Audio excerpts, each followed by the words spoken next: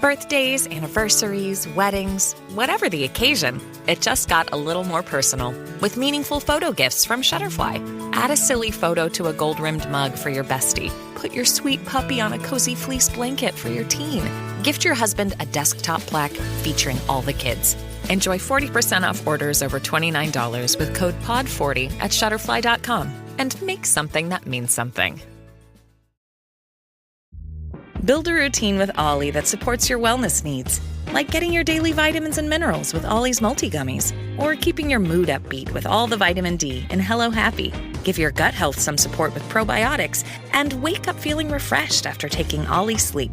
Do wellness on your terms. Find Ollie at a Walmart or Target near you or at ollie.com. These statements have not been evaluated by the Food and Drug Administration. This product is not intended to diagnose, treat, cure, or prevent any disease. This is Optimal Health Daily, Fostering an Active Lifestyle by Ross Enamait of rosstraining.com. And I'm Dr. Neal. Hello and welcome to another bonus Sunday episode where I share an article from one of the other podcasts in our network that I think will add some value for you here. Now today's post comes from Optimal Relationships Daily and from an author I actually regularly narrate for you here, Ross Enamait. So with that, let's hear this one from Greg of Optimal Relationships Daily as we optimize your life. Fostering an Active Lifestyle by Ross Enamait of rosstraining.com. As a father of two, I am amazed at how physically active children are by nature. My 3-year-old son would play outside all day if we let him. He loves to run, jump, climb, wrestle, ride his bike, hit the bag, and throw the ball. He often tags along at the gym and keeps himself busy by making up his own games and moves, as he calls them.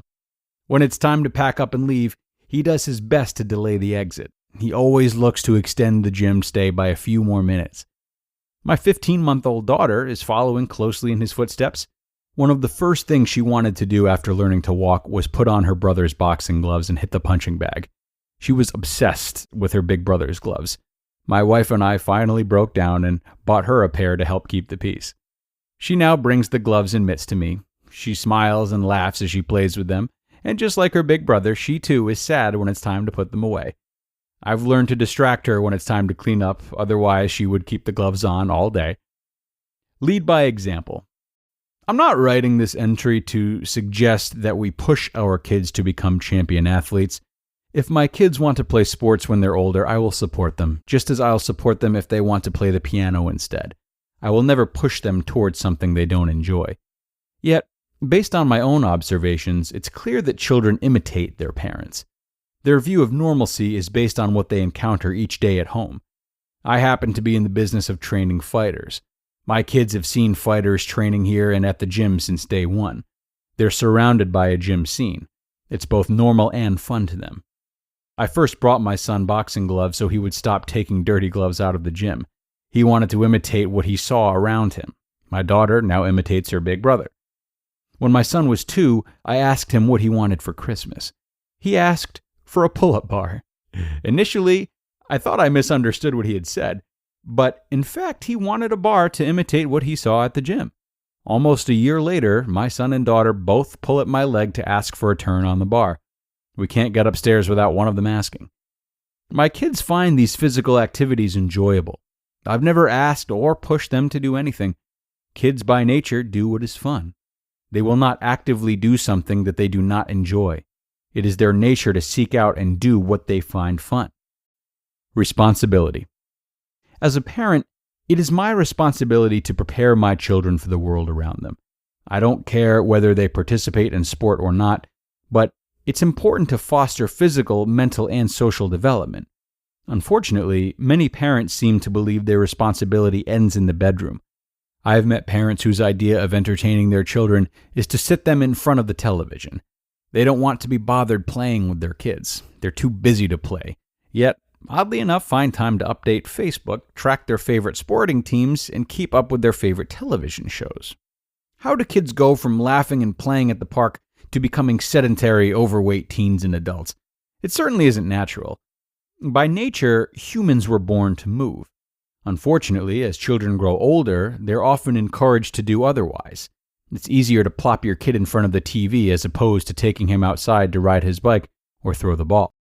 Clearly, there are other causative factors, but the inactivity of our children is without question a contributor to the continuously increasing rate of adult obesity. Consider the Wall Street Journal article titled, "The Cost of Treating Obesity," for some recent statistics. It is sad to think that children who by their own accord would gladly run around all day will eventually become overweight adults. All too often, parents look elsewhere for solutions, rather than taking a moment to ponder their own responsibilities. No one is more responsible for a child than the parents. It isn't the responsibility of the school or government to develop a healthy child. Parents must take it upon themselves. The ability to freely move and enjoy the world around is something that all kids should enjoy. No parent should deprive their children of this simple pleasure. We as parents need to take it upon ourselves to foster an active lifestyle for our children. Making time for active play is the most enjoyable part of my day. I wouldn't trade those smiles for anything in the world. I'm amazed at what many people consider to be such a complex topic, for example, childhood obesity, is actually so easy to correct. The first step is for parents to begin leading from the front. Is that really too much to ask? I can't think of anything more important to me than my children and their health. How could any parent think differently of their own children? Parents need to wake up and take matters into their own hands. They must put their children first and stop making excuses about what the world owes them. They should instead worry about what they owe their children. You just listened to the post titled, "Fostering an Active Lifestyle" by Ross Enamait of rosstraining.com. We're so done with New Year, New You. This year, it's more you on Bumble. More of you shamelessly sending playlists, especially that one filled with show tunes. More of you finding Geminis because you know you always like them. More of you dating with intention because you know what you want. And you know what? We love that for you. Someone else will too. Be more you this year and find them on Bumble. And a big thank you to Ross for his reminder about the value of promoting an active lifestyle for our children. Yeah, we often have a laugh at how cute it is, the way that kids imitate parents and siblings, friends, celebrities, whomever. But rarely do we remember that we, as parents, are in charge of which people the child is being exposed to imitate.